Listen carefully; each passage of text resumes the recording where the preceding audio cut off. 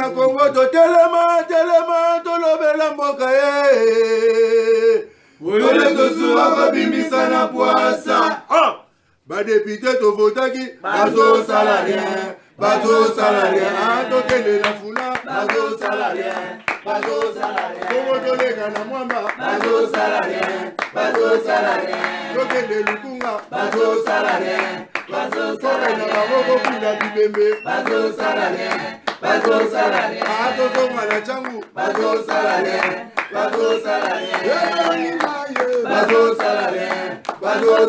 Ayatola ni molili. Bazo salarien. Kulune paye. Bazo salarien. Ayabolenga ni mama. Bazo salarien. Ayatola ni wape. Bazo salarien. Alain Bolodjoa, moko ya opposant au président Félix Tshisekedi, le président élu Yamboka l'unique le seul Tozanae, Félix Antoine Tshisekedi Chilombo. Pour nini Bolodjoa a été chef de l'État au Koloba. C'est vendredi Nabutu, Boyokaki, position au chef de l'État Azouaki par rapport à Mamouasseni.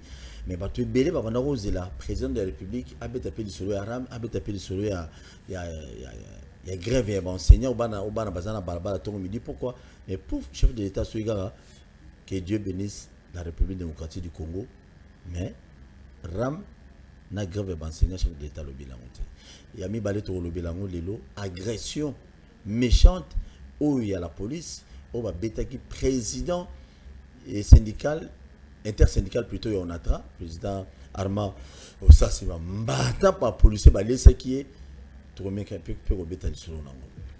Allez, Bolodjoa Boni.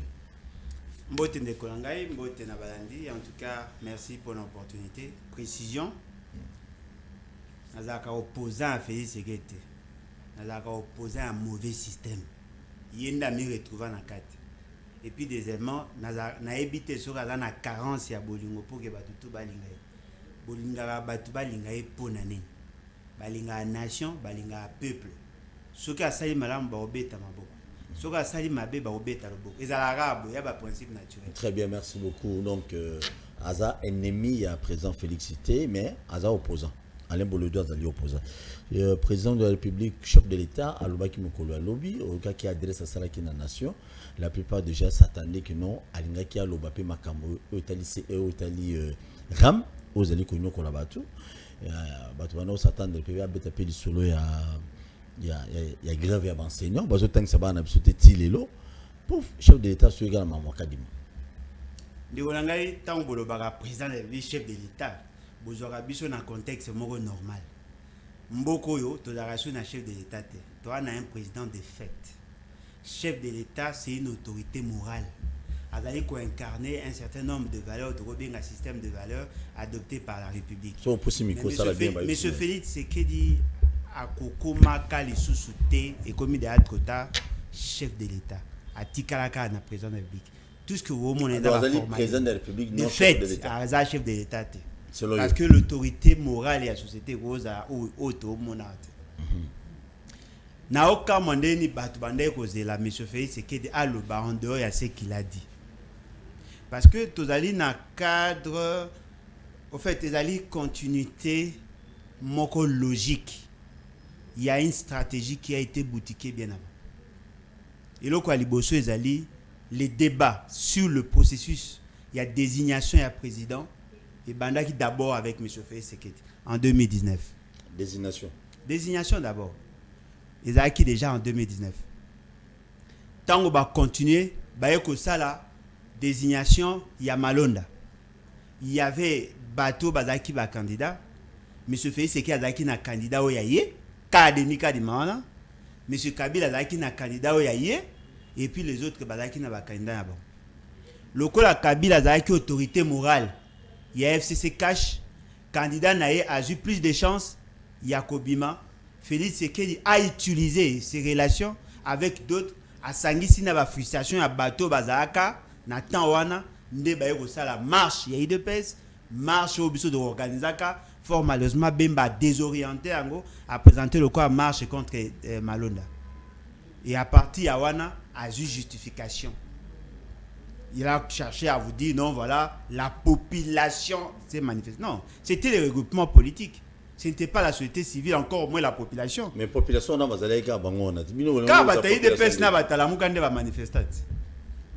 Quand bango na peka va manifestat. Mais lelo batu ya la muka va manifester, le quoi bataille de pes va manifester, Félix Tshisekedi a continué. Bazui Malonda qui était candidat. Bolobi que processus ou procédure, il y a désignation na posé problème, on a retiré la candidature ya Malonda, Bazui candidature ya Muto à l'Ekakate.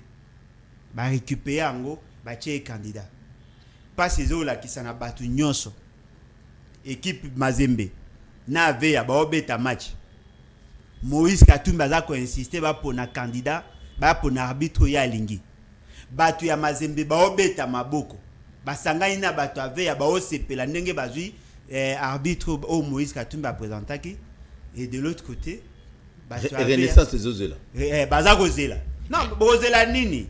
Parce que Aza a insisté sur l'arbitre.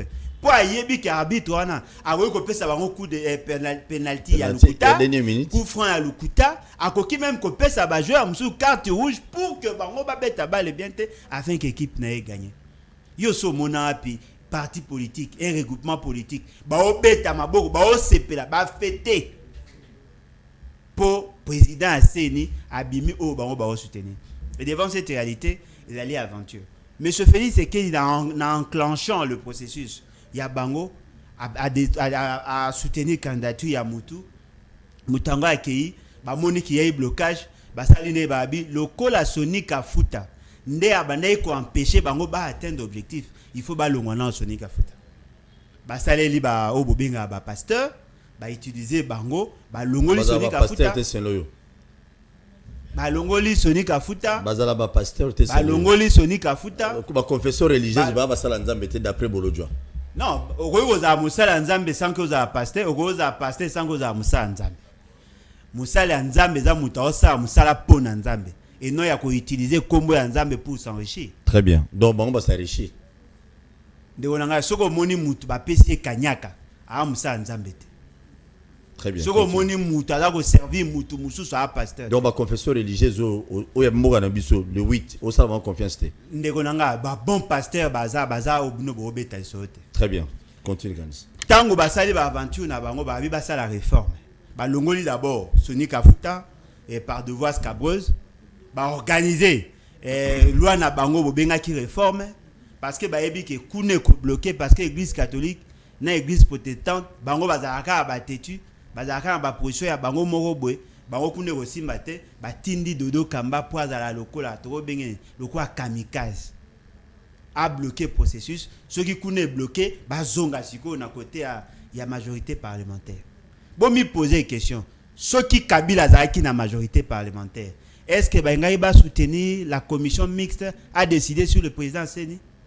Et puis nazo ka kino commission mixte ngo pezala ki c'est une tendance toujours moko yanga momo. Ah mais effectivement, il y a zolo banabino que monsieur Félix Tshisekedi a longwe ko la despote a commis tyran. C'est-à-dire que to longwe na degré à la dictature classique. To commis pendant la dictature ya suka. Po bobo ça Tshisekedi. Oh, il y a sangisi na Mobutu na Kabila sali mixture et commis fascisme. Siko batu ba oze la Félix Tshisekedi akoloba nini? Soka lobaki ki aboyi Denis Kadima. Lui il perd. Soka lobaki ki animi Denis Kadima. Il perd dans l'opinion, mais il a la garantie au moins qu'il a connu comme président sans que la population alinga. Oh non, batu baboyi Denis Kadima balingi élection te. Non, Félix Tshisekedi ana posa ko sala ba élection populaire te. Ana posa ba lobaki yende mutaleki. Parce que ce qui fait c'est qu'il a posa ba élection, il allait investir dans la popularité. Azako investir dans la popularité te. Azako investir dans la maîtrise à cour constitutionnel, dans la maîtrise à Seni, dans la maîtrise de l'armée, dans la police, pour aider que ceux qui va publier, bateau va manifester, à Buka Bango, le quoi baza capable, na partie na Bango, il y a que distribuer ba armes pour se maintenir au pouvoir. Non, baza capable était papa. Bon, bah ça là ba arme. Oh, bon on peut distribuer armes, il faut ça ba arme. Ba na ba arme na Bango au Kabola. Ba ebit, bo ebit. Ba arme na ebité. Baza na. Ozo contredit Bango mo baloba. Baloba wapi? Mais Kabouya Loba, on a notre frère Moukoko Baloba, non? Ba vidéo est allée. que ceux qui boboyi position na bango ba ko distribuer ba armes le quoi déjà ba milice à Kingabwa bazali ba mususu ba utaki ceux qui wapi bazali ils vont distribuer les armes on va vous imposer ça eze lokoyo ata boche ba char de combat ata boche armée ata boche nyonso boza nango na ondima ngo jamais on dit manite na ko préférer oh dictateur tyrannie na ko accepter ngo jamais voyez-vous ce que Batou Boz et la Félix c'est que non voilà et écoute non qui a instruit Amboso de faire le forcing c'est monsieur Félix c'est qui dit tango bandaki de ko ça bino ba aventure oh bo bandaki commis là bozo qui avec négligence quand il a chambardé l'ordre na niveau à cour constitutionnel bo betaki ngo kara tango sali makambo ya loi vous n'avez pas suffisamment réagi tango sali nyonso ya za ko sala azako réussir vous savez que monsieur Félix c'est qui a gagné beaucoup de batailles bataille à loi eleki bataille à cour constitutionnel eleki bataille à majorité factice eleki bataille ya Denis Kadima eleki ala ko gagner bataille mais monsieur Félix c'est a bossa elomo to ana combat boxe ato beti bibotu oche ba point ceux qui va gagner na KO nyonso tout ocha qui va point et annulé ce qui veut dire que il n'y a aujourd'hui que le peuple qui peut mettre fin na tyrannie va imposer. Merci beaucoup. Est-ce que nakoyo ko koloba lembo lojwa ozo sala confiance na kadimate? Ndewonanga na sa confiance ni na régime non s'il vous plaît pas ça la biso ba élection ndenge chef de l'état lobby ba élection moko l'état za kate le ba monsieur Félix président de la République ndenge ya loba na discours na mukolo ya vendredi na butu que azo la élection moko transparente pas ya kadima ozo sala confiance te. Ndewonanga monsieur Félix Sekedi ata soki na lali ata soki naza na position ya kotelema so ba yibisinga ke monsieur Félix Sekedi alobi likambo eke na komi ko croire na yango il faut na la mugeza ndota mabe na ko supporter ta pona ngana kwa na monsieur Félix Sekedi oh ndewonanga eloko nini ko yo bime pas Félix Sekedi oh na yebi te eza solote mais yo yebi ko le kanzambe te malheureusement. Est-ce que Nzamba est-ce que Nzamba est kanisa eza oyo bolodjo kanisa qui vous dit que c'est lui qui réfléchit bon so boyo ko apprendre un jour que ba poussaka ça makam et pas bana oh même pas centre d'intérêt et puis ba fani bina ba oser monsieur fait c'est que les cas lo ba que non voilà ba imile biso na ba rwandais bobo mama nani makambo esami to sepe nangote akolobate. Oh non, enseignant, tout ça, pour résoudre des problèmes là-bas. Akolo ba maram na bilote. Ya do ba mama Denis Kadima pas ebi que Denis Kadima a muta famille na e. Ya da ko tala ba intérêt. Ba tu mususu ba lobi a muta famille biologique na été malheureusement. Ndeko nanga na lobi famille na e, a roza famille biologique comme pas roza famille politique.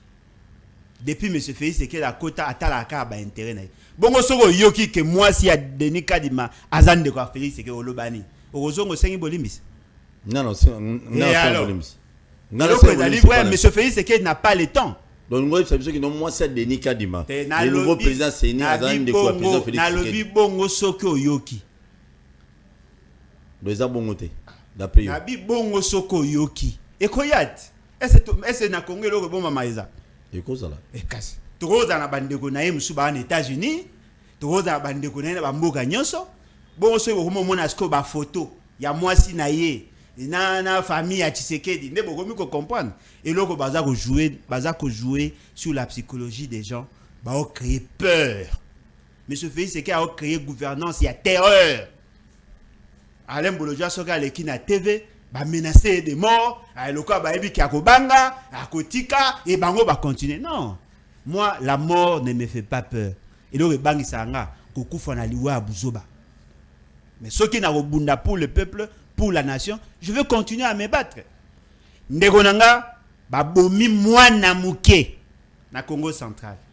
Monsieur Félix c'est qu'il a 8 ans. Ezaki accéder à moto na mutuka. Babomi mwana muke, makufi babomi eti. Babomi mwana muke. Et pas banane.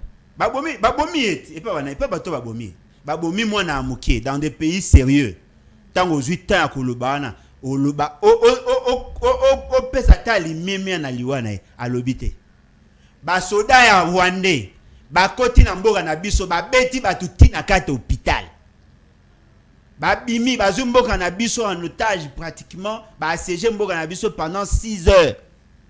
Babimi, monsieur Félix Sekedi a l'obité. Babeti, syndicaliste, enseignant, ba difficulté, le système d'enseignement bloqué. Monsieur Félix Sekedi a l'obité. Mais dans mon inayate, c'est pas flash. Oh non, oh bobenga anani soine azoloba. O lobby maramna biso toze ayo lobité. Mazo on a y importé daga Denis Kadim. De mboko ndenge tozaki bloqué pendant tout ce temps, ezaka pona Denis Kadim. Oh. Bozo mbo wa lokwa blague bendeni. Ezala ata mutuna na tuna ki répondre ngate na tunyozo ça la confiance na Denis Kadim te asele biso ba organiser biso ba élection moko crédible et transparente. Na lobby na yote. Mais c'est Denis Kadima, Azali Nintrobane, il est comme un mercenaire. Mouto, M. Félix Sekedi a joué pour ça la plan naïe. Si on a confiance dans l'Inde. On a confiance dans l'Inde.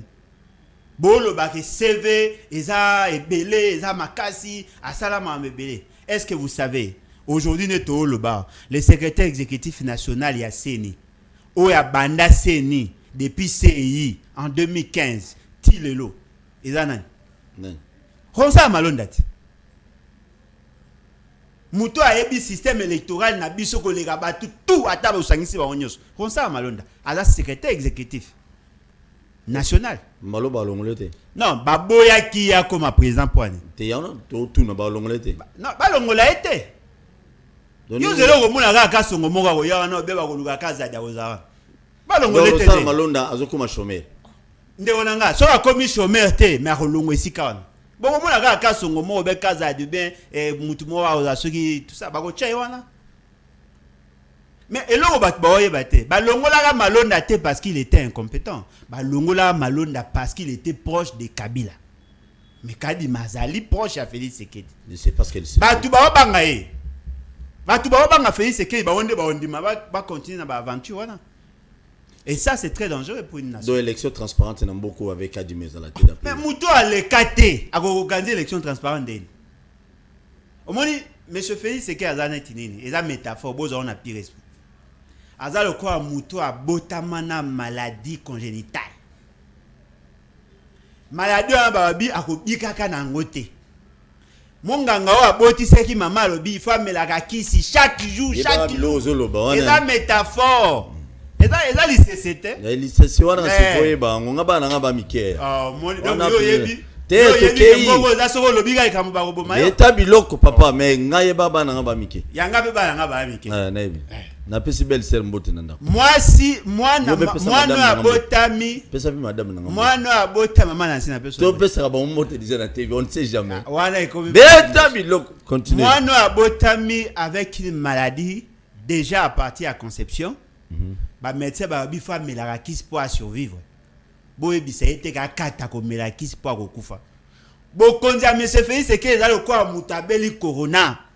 Azali ko dépend na respirateur artificiel. Il faut vivre na violation en constitution. Ana choix té. Monsieur Félix Sekedi sera boy ko violer constitution, constitution kanyi tient na boloko. Il faut à violer constitution. Parce que a une onction populaire té. Il n'a pas été choisi par la population. C'est une invention de Kabila. Et devant cette réalité... Invention de qui? Osoyoki. Devant cette réalité, Bino Bo Kanisa, que M. Félix Sekedi peut mener des actions dans l'idée de la Constitution. Non. Il doit tricher. Il faut qu'il tricher. À l'équipe première année primaire au Tangité. Deuxième année primaire au Tangité. La troisième année, il faut qu'on continue à tricher, qu'on corrompe le professeur Tina Souka. M. Félix Sekedi n'a pas d'autre choix que de tricher aux élections. Vous êtes sûr aujourd'hui que non, IDPS à cause de député et Belleté, à cause de député Belleté dans l'élection 2023? Non, mais Ndegonangaï, l'IDPS, le Baranabino, le parti le mieux implanté. Sali, Oto Lobo, deuxième élection. Oh, Bango va participer. Va participer en 2011. Il y a 37 députés. Même pas 10%. Yambalo babimi na moins de 30 députés. Dernier temps baza ko soko di poids IDPS baza ko peser 5%. Il y a un enjeu politique 5%. PPD combien à peu près? PPD beta ba 111. Mais pas là, 20%. Bon, on va tricher. Bon, on va tricher là, bateau. Abeta ba 111. Pépé il a triché là-bas. Bon, on fait ce gars comme Moulande. Yom Doyebi. Ok, évolue, maman va député. C'est-à-dire que l'IDPS ne représente pas grand-chose. Mais au moins, comme Kadi Maza, on a. Le col à Kadi Maza. Le col à Cour constitutionnelle Lazare. Le col à commune à Banque centrale. Le col à Baebi que bon voter, ko imposer bino le col à beaucoup banga ba milice na bango ba kabola bango ba arme na ba chinchampa na ba bangi. Le col à Baebi que beaucoup banga. Ata ba mi pesi 40% ou 50%. Il y a ba député. Qui va réagir? Okomona ba nyonso wana obomona wana ba militant ba parlementaire debout ba olinga ba longola ba parlementaire debout ba koma ba parlementaire assis akonomé c'est un néo-kabiliste ba konomé le quoi nani Denis Kadimango abino azali na likanisi ya ko CPI ça fait c'est que bon kasi bataille de pèse ba se perd point. Ah, je suis déjà élu. Alain Bolodjo ayaka au côté pa na biso. Okobi ma député na ingende. Ambo? Vous pensez? Est-ce que Baroga a sonné? Donc tu dépêches pas bien à Bolodjo qui n'est pas là. Est-ce que Baroga a sonné? Yo pe bilom so moko sanao. Ndeonanga. Est-ce que Baroga a sonné? Yo yoga sangote que tout un gouvernement, la présidente de la République et beta masola corruption ya ba député ya bataille de pèse. Bango corruption le bango l'autre. Maramba Sénat. Boyoga sangote que ba kangi bataille de pèse ba corrompre. Bango lo mo. Biso nouvelle classe ba parlementaire debout ni ba parlementaire assis ba remplacer bato bomona wana de bomona bato tout wana mona wana bato ba chichampa tout ça ba okoma kuna mais vous asuka na parlement qui sont pour tomber le boko pour qui se faut payer $500 a okisa le bote pour degré corruption aux anamboko emezatable degré immoralité aux atable yo so mona wa est-ce que nazo bisayo ndeonanga. Le porte-parole, il y a eu des pèses. À ça, la révélation, très grave. Batouacha en okate. Non, comment non? Nabosani, je dois être un professeur. Baloba, appelle-moi à Mingi. Naebi Komo Naeme Nabosani. À l'égat, pena salé Michel Aebi Sabino. Le président AI. Kombo Naeza Yete. Identité à P. César Lukuta. Est-ce que lui qui va kipper à Bangote? Alors, bien, qu'il y a Azamuto à Katanga. Alors qu'il y a Azamuto à Kasai. Oui, parce que bango on kate. Na kanisi on a bien na okara pepe moko famille moko ba ko na diplôme d'état moko mais ba tindi 5 ban na université parce que va porter tous le même nom. Alors, bon mais on imaginer ba capable ba ko sa ba identité. Yo za muluba, OK ko yebisa Etienne Tshisekedi ko za Katangé. Parce que linga ko comme secrétaire général. Au moins la degré même la CENI à Lelo, il y a une femme. Asa Moulouba, mais va présenter Moutakatang. Non, mais Balobi, maman, c'est l'honorable. L'honorable, il semblerait que non, elle est d'origine kassaïenne, mais a postulé la Bimara député na Katanga. C'est tout à fait normal, d'après eux, ils ont normal, peut-être non, à postuler comme tu as Katanga. Non, mais c'est normal. Mais la représentativité des provinces, vous en faites quoi? Si tu as combien de nombre de battu à Kassé, va se retrouver. Katanga, a combien? Kassé, on bâtit émotionnel. Eh? Oh! Yoza Moulouba. Pourquoi autant na matadi va comme mu Congo ko représenter le Congo? Mais c'est un problème. Eh bien sûr. Nandé. La sensibilité à Mboga na biso elingi, bote na rappel compte na représentativité à la zone linguistique. Moulouba, président, Moulouba, abimi na Congo ya Bakatangé. C'est ça l'approche au même la biso. Boya rolinga bo kassaïniser la République. Ça c'est très dangereux. Il faut tout comme à un niveau que tout banda kolandela biloko ya mike. Un président menteur. Oh que vous allez président à parti, au cause identité. Il faut battre de côté. Voilà, un député menteur. Voilà, oh cause identité. Na on peut donner exemple, ba principe. Non, toujours au président, il y a parti politique, je crois parti... professeur Chilumbu, c'est Chilumbu, je vais blâmer moi marque. Professeur Chilumbu. Vidéo neza, na ngona stock. Ah yo bomba ni. Na bomba tout. Pour na Chilumbu waza IDPS non? Ya mutalo ba ke nani Kabund identité za lokuta. Apoko yoga sumo pas non mutu moko batanga na ICC diplôme à lokuta. C'est-à-dire que nyonso ka lokuta. même Lukuta na Seni. Dites-moi, il y aura quoi comme résultat? Quand vous êtes géré par bateau, la culture, il y a mensonge. Très bien. Merci beaucoup. On a préoccupation. Vous avez reproché le président Félix Tshisekedi. Nyonso. Deux heures reproché. Nyonso. Très bien. Moutouna Moussoussou. Eloko nini ya malamu o yebeli. Tata mokunzamu depuis a bandi. Si lelo ata moko ya malamu ya sali. Na sepelaka na monte moi la taka na talaka na réseaux sociaux ils a 5 à 300 quelques mille $. Car montre wana. Bolojo est-ce que yebiki bato batala biso? Est-ce qu'il y a des milliers de personnes qui sont là? Lelo na 21h. Dès que vous avez batala biso. Na sepela na monte. Montre wana mona ngo ezala bien. Après yo Bolojo makambu nyonso chef d'état au sala ba voyage. Gratuité et enseignement. Basso des moutons. État de droit. Makambu nyonso ya sali ya okangabatu IGF evandi wana. Nyonso le côté c'est plus que ça. Je poser une question sur la gouvernance à monsieur Félix Tshisekedi. Na ko lakisa o mabe ko banda premier jour tilelo. Malam. Azata na mote. Ata ndambu ezate. Yo kana bisa la plus grande difficulté à monsieur Félix Tshisekedi. Il peut avoir l'intention de bunda contre le comment on appelle l'embouteillage. Mais réflexe nae basala babeta cop babimisa mbongo basala batonga 10 de mouton nyonso tout sur les 10 batonga 5 nyonso tout inachevé tilelo. Mais tout le monde m'a dit qu'on oh mais bon matameza inachevé.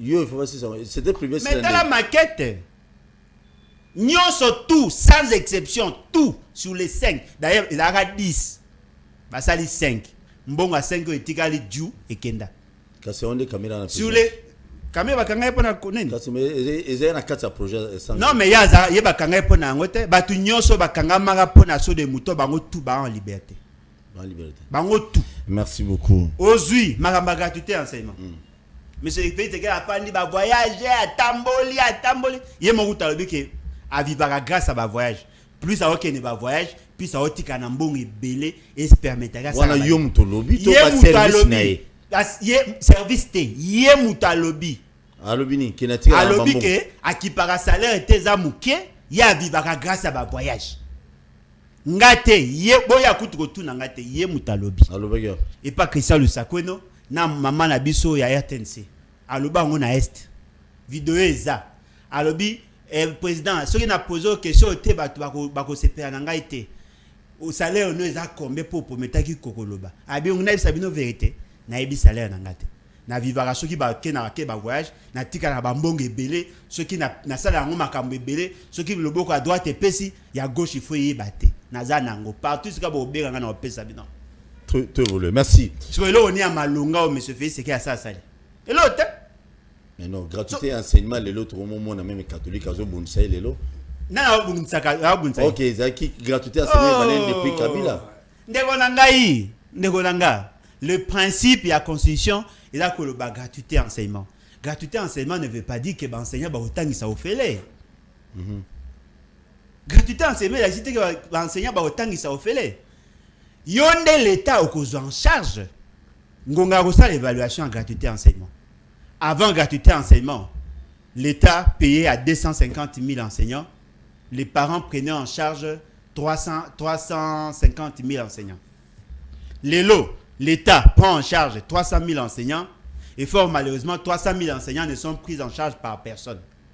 Mbongo bane kozwa liboso. Surtout na ba école ezaka o bango bane ko tinda bana na bango. D'ailleurs kutu bango mo balongola bana na bango tout na ba école ya l'État ba komo tinda bana bango na école privée. Pour ma baby ici déjà kuna. Voyez-vous, il y a 300 000 enseignants qui ne sont pas payés. Sur le bas enseignant 300 000 enseignants. 300 000 enseignants non payés. Na Congo. Mais bien sûr. Ah, c'est tabilo. 50%. Et puis ce qui est grave, pendant que Batoubaos est là-bas régulariser la situation na bango, monsieur Félix Tshisekedi na association na ba faire engager ba enseignants musu ya sika. Au lieu ba enseignants debout, ba enseignants assis. Ministre na bango ba comme na 718 000 enseignants. Ba enseignants ba milieu ruraux. Ba ofutaka bango 195 000 francs. Ba enseignant ya ba ville. Ba ofuta bango 245 000 francs. Ba enseignant à Kinshasa à catégorie mususu ba na 310 000 francs. bayokani na bango na deuxième palais ba bakisa bango $100. Ces fameux gouvernements balobi ki ba na mbongo ko bakisa bango te ba renégocier ba bakisa bango 100 000 francs. Vous savez qu'est-ce qu'ils ont fait? Ba bakisi 20 000 francs na ba enseignant il y a province, ba bakisi 40 000 francs na ba enseignant ba grand centre. Balobi non, toyokana ki bo bakisa biso 100 000 francs bo bakisa 100 000. 40 000 francs ba bakisi. Ada soki ba pesa ki ba enseignant nyonso ya Congo. Soko zu 40 000, ça vient $20. On multiplie en gros par 12 mois. Et que ça a venu $240. Au Bobaxélé pour 12 mois. Soko zu $440, $240. On multiplie en gros par 600 000 enseignants. Ça vous fait 144 millions de dollars au Bobakisi pour l'enveloppe salariale na bango. Or, 300 000 enseignants, besoin de $1. Mais bah tu as déjà l'écart. Non, besoin de $1 à ta poussière, à ta que au monde ko pasu ka ba pesi ba honte. Mais ba yo pesa ba 20 000 francs. Muta ko vivre na 20 000 francs ndeni. Ba enseignant o bandimi ba mukie ba 300 000. O faut pesa bango. Oza ko imaginer bwana mbongo ko pesa bango ko bakisa bango $144 000 te pour que ba zo kaka o bino boyo dinga bo pesa bango. Mais au même moment, monsieur Félix Sekedi ba pesa kaye en dehors ya salaire oya zo ka o ba boko lo ba bino ba pesa ka ba bakise lié 107 millions de dollars pour le fonctionnement à la présidence. Ba na ko zo 150 là ba na ko zo 155 millions de dollars. Ba commune 257 millions de dollars pour ba faire fonctionner la présidence de la République. Donc monsieur Félix Sekedi pour le fonctionnement à la présidence Baza qu'on dépensait $700 000 par jour. $700 000 par jour. Sans compter la rémunération. $700 000 par jour. Dites-moi, 600 000 personnes, bah, on ne même pas que une institution. Dépassement Pelusus. Bah, tu as 155 millions, mais ça dit dépassement à plus de 100%.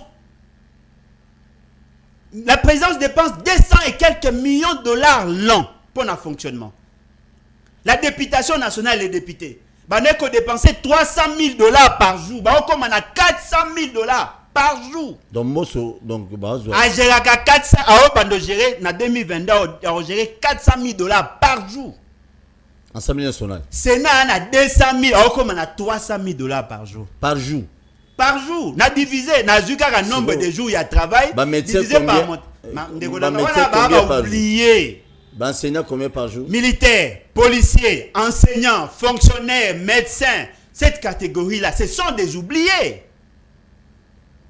Ce que je veux savoir, Bola Mouni fait, c'est qu'il ça il est très bien. Akutaga ndekolanga omoni. Akutaga Kabila abandé kozwa 2 millions 500 000 $ d'après bataille d'EPS. D'après bataille d'EPS. D'après on va passer sur information. On pour un salaire bien. Moi mon corps. Pour le fonctionnement. Salaire ne holoba. 2 500 000 $. D'après bango 2 500 000. Kabila zo 30% na yele lo ba beza 600 non il a qui 2 millions de dollars. Azo 680 000 $ le mois en tant qu'ancien président. 680 000 $ en tant qu'ancien président. Ce qu'on multiplie en gros par 12, ça vous fait pratiquement dans le 8 millions. Un ancien président. Ils ont représenté 60 et 30% de salaire de base. Ce qui veut dire que M. Félix Sekedi doit 24 à 25 millions de $ l'an pour la rémunération. Il y a un money à table un budget à 10 milliards. Bango mongo baozwa bango kaka. Baozwa plus de 50% pour leur fonctionnement. Bango kaka ba politicien. Si on peut enseignant $250 au bolobaki. Et changer ni. Beaucoup de mbongo beleti. Boana ba rétro commission na kati wana. Ba coupage na yebisa bateau ba ki bende ko piller peuple. Mbongo nyonso ya Congo. Donc ngolo ba Kabila za ki mieux que Kabila za mieux ndengeni. T'es par rapport à monter ya bandoko zwana ba monteuse revenu. Non mais attendez.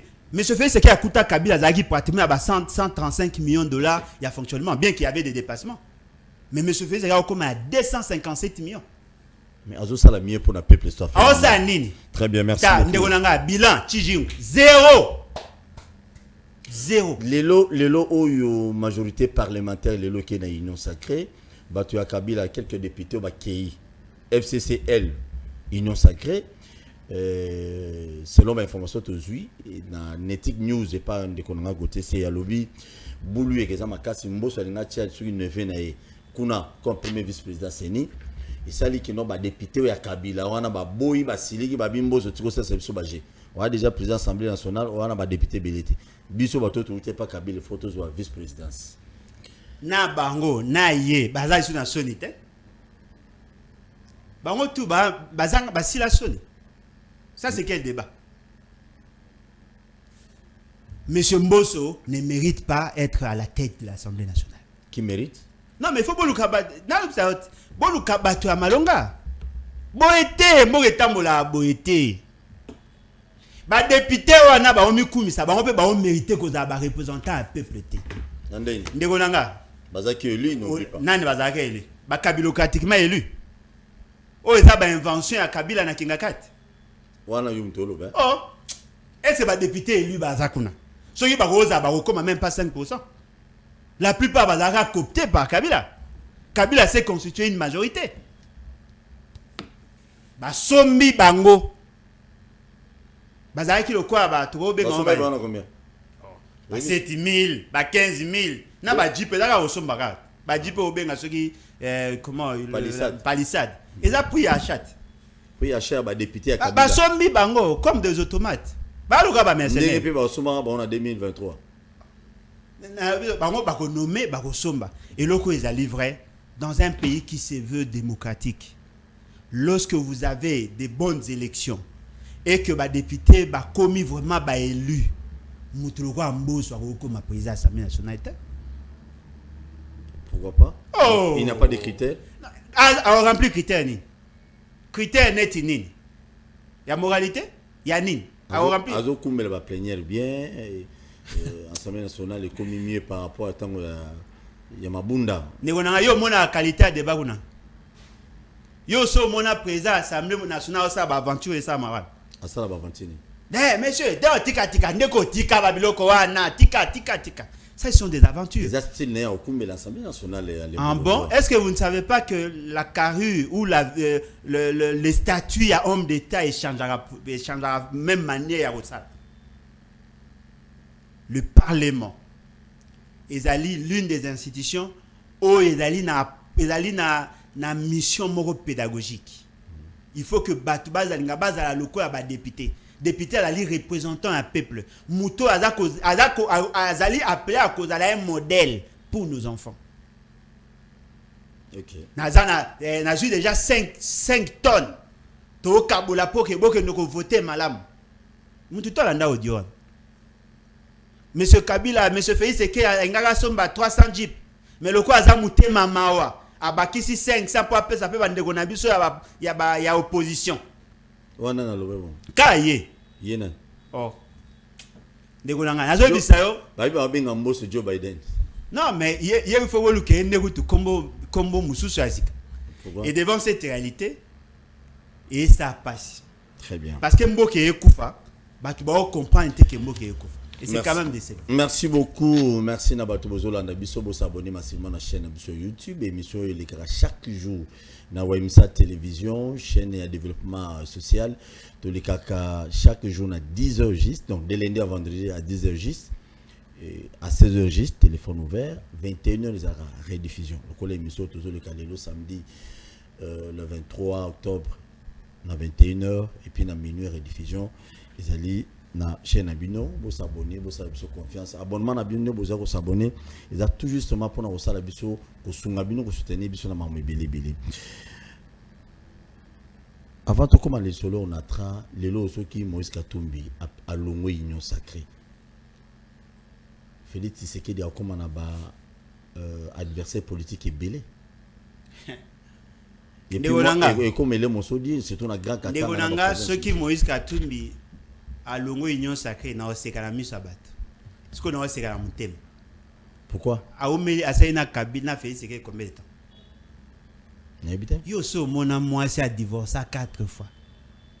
Yo zaka ex copain na ozongeli kaka. De yema na obuleni ke Moïse Kainani ya wane ko buleni ni. Nani Félix Sekedi a changé. On ne chasse pas les naturels. Qui a trahi trahira.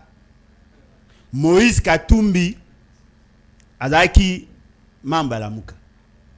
Il y a 2 billes, il y a tongo. La muka d'abord au départ. Ba yokani ba sangani na baninga ba bi Félix Sekedi le quoi azaki néo-kabiliste ba isolé yena kamere ba tigali bango po ba organiser ba élection.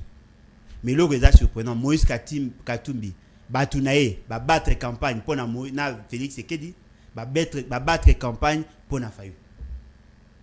Oh, bato Moïse Katumbi. Ba battre campagne pour na Fayulu, ba battre campagne pour na Félix Sekedi. Système à débat bon. Côté Simbi. Et côté Simbi. Wana jia Moïse Katumbi. Fayulu Simbi ba sundoli Fayulu, ba qui pas Félix. Mais ata bino moli ba ça ata inane. 5 mois bokabone. Parce que elo oni asika découvrir pas Félix Sekedi. Akolonge pas Félix Sekedi pas kende wapi. Atika la akuna. Tu es comme indépendant des fois cette fois-ci. Non, mais atika la akuna. Atika la akuna parce que loko yazo ebate. Soki a longwe et pas Félix Sekedi azongi mbamo na casquette na opposant. Qui va lui faire confiance? Le peuple congolais. Muto déjà kendake pas Félix ba bisa ke tika. Aboyi aki pas Félix Sekedi. Le leso arozonga peuple parandimi kaka. Peuple bango aza meme tonini. C'est vrai, Alana Bitumba Moraza Kobunda pour qu'il récupérer leadership na niveau à Katanga le quoi papa Kungo wa commencer à Kofi. Mais l'autre est livré, il doit faire un grand travail en termes de communication. Avant de démontrer bah du 3e pénalty ya Boyaki, le lot komi wapi. Ala kisana batu pourquoi il a quitté Félix Sekedi? Parce que quand on lui disait attention, Félix Sekedi a le quoi nyame kila, ana choix té à retrahir. Na beto c'est moko ya ba papa ya biso akala. Ngando asa likola mai aokati bale akutani na scorpion abinde ko ngana kati bale mais mwana kati te pona wi ko najete ngando ebisi ete na ko komema na mukongo nga mekoso ngate na ko so yote ba komi na kati bale chu scorpion asui atuli mendeko na ngo swinga ndenge nini abi mon cher na sali nyoso na so yote metema na nachuka ya kuswa yango na sio neto swinga ngana yoto okufa abi mon cher je n'ai pas de choix nani scorpion nani muto asa trahissa on dit ce qui veut dire que aujourd'hui d'ailleurs nazo bisabine lo moro batu baebi monsieur Félix Sekedi n'a rien à foutre ata Moïse Katumbi alongwe ata union sacrée nyonso bango tout ba décider ba longwa ata batu nyonso ba boye il n'a rien à foutre. Pour lui son seul souci c'est de maîtriser la cour constitutionnelle, maîtriser la CENI. Nebo mo na Denis Kadi manenga zana a de na résultat Félix Sekedi 52,8% na poche. Soko PCK micro sikoyo otunie élection ba mino monsieur Félix Sekedi a été élu au suffrage universel direct avec 52,8%. Ah botika biloko nako. Ok, il y a quand bon normalement 52,8. Non, dis-moi, est-ce que au moins monsieur Félix Sekedi a investi na ko luka ko zwata confiance à des yeux à peuple. Donc on a glissé mais c'est le matoté. Ah mec. Très bien. Merci beaucoup. Voilà penande. Le quoi bona ba milice et tout ça bo utiliser à ba jour. Encore il y a Nairobi, il y a Kamere na Félix Sekedi. Est-ce qu'il faut créer et susciter un débat dans le moment où était entre Kamere et Félix Sekedi? Yebango, Moïse Katumbi ba olungula monsieur Kamere INC ba olungula ba okabula ba skondam. Olungwe na batu ndam otiki ndam olungwe na batu ndam otiki ndam. Bango tout ba opanza. Avant décembre bo mona. INC yeba ke ba olungula bango. Ba kozwa ba mususu batiki, ba mususu baki. Très bien, merci beaucoup. Image bozomona oyo tosuwa Paul. Il y a président Armand Ossase oyo bazo beta ye bambata et pas ya ba policier na biso. Pourquoi? Parce que ba organisa qui sitting liboso ya na kata lopango yonatra et c'est quoi bazo réclamer 207 millions et ya ba pesa bango mbongo wana po esunga bango. Esunga bango esunga onatra telema. Bakanga ba port privé oyo bakonze belé balobaki la fois passée que non ba port privé kangama ya ba port akabi les ya boy mais ti lelo ba port privé on est kangamité Donc comme ekangamite ezo déranger bato. Yango nde bazo beta bambata. C'est osai ba bambata. Ali bambata ça c'est police zo beta yo. Cause atiki damaze na palette bona ko bekisa yo. Na benga qui présent à moi au station bazo beta bambata on m'a dit il m'a dit à bino niveau vimbi ne longi donc moyen zate tout ça l'émission lelo samedi malheureusement moyen zalité. Mandi konateur bazo réclamer belé 37 mois un paiement. Sort yangoyo et salonde. Ndeko nangai d'abord félicitations à ndeko na de babetier. Oh, félicitations bazo beta mu. Félicitations. Pour l'année. Parce que à la kisi biso na fa à la kisi na face ça montre que monsieur Félix Tshisekedi a plus d'énergie ya ko beta ba congolais qui a ko réagir par rapport à Rwanda. Omoni makambo yo salama et coïncider na même période na makambo Rwanda. Na Rwanda ba Rwandais ba koti na mboka na biso.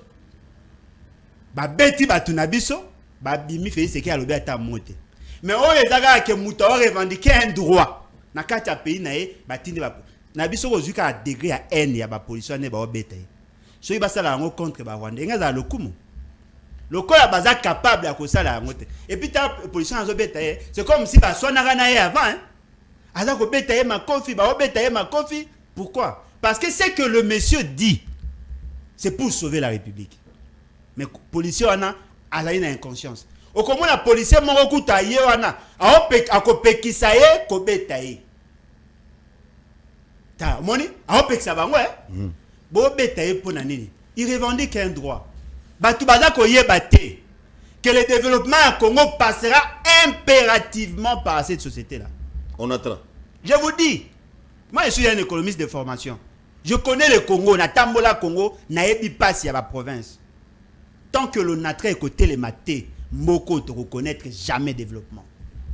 Le développement à pays est lié na onatra, na SNCC. Pourquoi? Bangonde ba facilitaka évacuation à production. La quasi-majorité à ba Congolais ba dans le secteur agricole. Ba produit la bango est périssable. Mais ce qui est commis à niveau, il y a qu'on redynamiser le natra. Le natra est commis qu'on fonctionner. Ba ko na capacité à commettre ma production nyonso vers Kinshasa. Ngana mona mbandaka. Na fa na pemene balé na ebi importance au natra.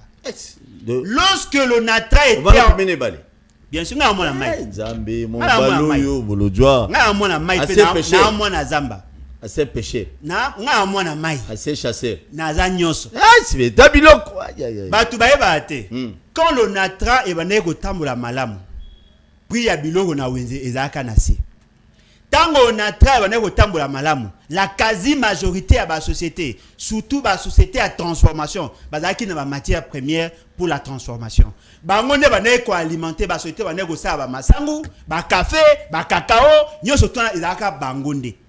Soko zuna est à partir ya siro.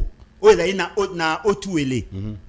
Ozui watch, ozui wamba, ozui bamboka nyoso wana, ozui aketi. Na niveau à bazuele ozu bamboka wana bane ko bimisa biloko na bango à partir à train ti na niveau ya bumba maso ezui ememi na Kinshasa ozu côté ya Kisangani na chopo eza koya batu miso ne ko uta nango na Goma ba ye na nzela ya camion ti na Kisangani ememi na Kinshasa ozu na côté ya Kasai rivière Kasai na côté ba Bandundu bande ko za ti na Ilebo et bande ko vivre grâce à Onatra. C'est le natra qui va louer pour moi qui a bazui très comme na Ilebo bazui ango maswa eye. Notre économie était florissante pendant que le natra était en vie. Ndegonanga na bonyama ya bakonze zanga tina on a tué le natra. Siko bato ba revendiquer wana ba revendiquer pona bango te. Baza ko ebisa bino ke bo sunga biso to sunga on natra pour que l'économie est élément.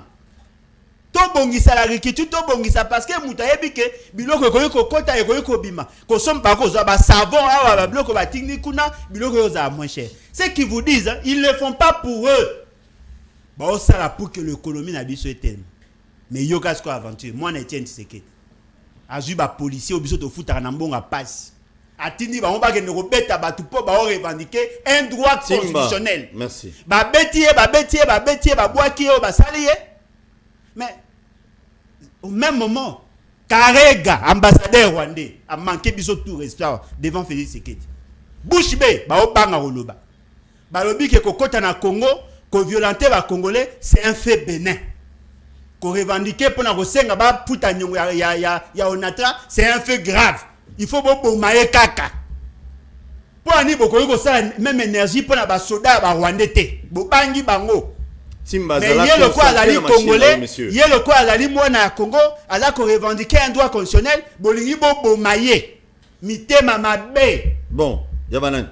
Bango tout, ba soit disant ba konzi na bino. Mite mamabe? Ba konzi note. Ya wapi? Bo konzi ça li konzi, bo konzi ça mpifo. Devant cette réalité, peuple congolais peut comprendre à qui vous avez affaire.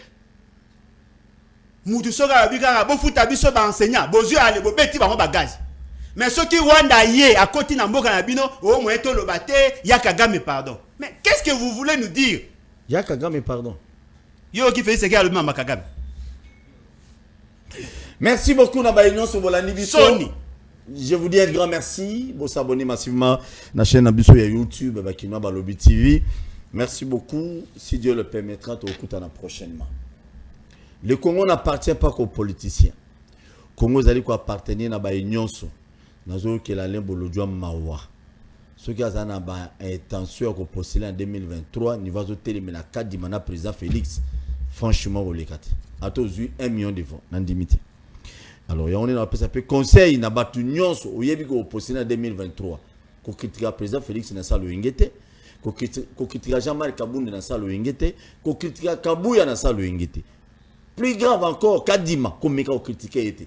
Eriamoy, Olela. Oh non, on a voté, on a pas PV belé, Olela. N'est pas tout souvent, on a pas PV comme Ola, ba musée na banda on a ban.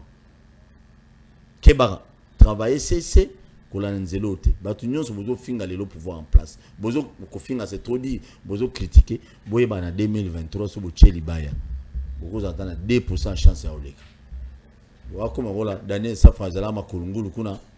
Na ministre transport lelo balala libanda kuna nani comme ni nani ministre transport mtete là Cheribe Okende bango nyonso balala libanda bo sala attention bo sala ba jeter bo critiquer pouvoir lelo à place kan o na sala wingiti ba côté penana au côté déjà na labo ba répertorier déjà Dieu soit ba tala longi na yo ba photo ba candidat so ba moni photo comme ko kima ba me photo c'est OK.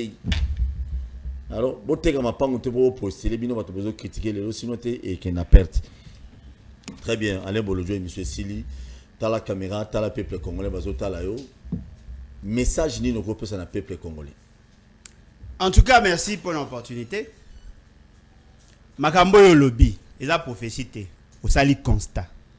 Makambo nga lobby, to yebi ke zala boy. Ata ba musu ba osala samba po nga za information na legi na TV, ba musu ba kongo sumba ba makaya boy tout ça, ça c'est bien. Mais boye ba ngona otika ko loba yango te.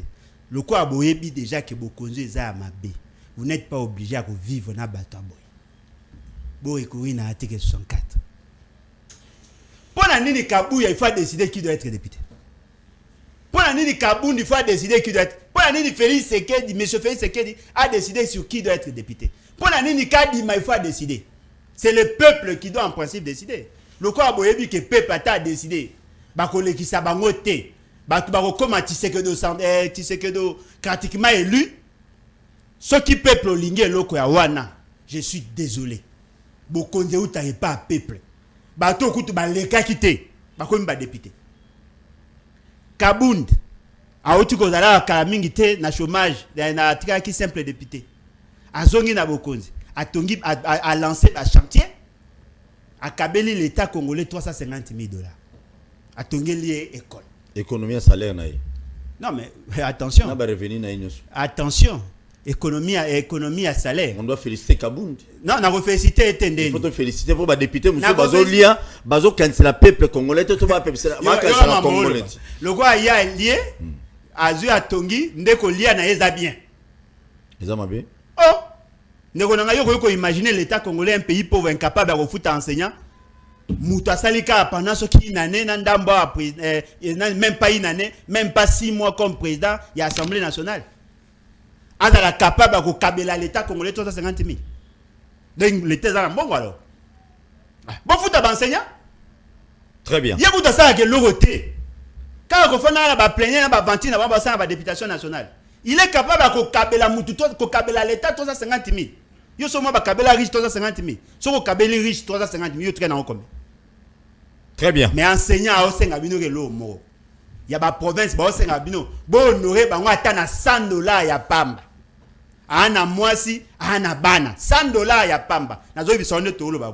La quasi majorité ya ba enseignant à ba province. Bana bango ba zongi classe na ba uniforme il y a 2 ans passés.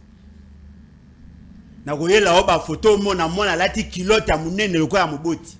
OK, nango classe lokolo moko lati ketch, lokomo lati lipapa. Mais tabi lokwat. Est-ce que vous avez imaginé ce qu'a tozali? Ce qui pose solution. Ah, mais c'est qu'il y a des problèmes. Il y a des problèmes. Merci beaucoup. Merci Alain Bolodjoa. Merci. La Sony. Bande ko bozota la biso na YouTube na Mbujimai na Kabeya Kamwan ko etuko ko jimeni masha kumen. Surtout bande ko nga bali Ramboa. Je vous aime beaucoup. Bande ko nga bali Crocodile, je vous aime beaucoup. Batete bali na Pondu. Vraiment je vous félicite. Ba tunyo so bali ba école ni o il y a banya o mingi.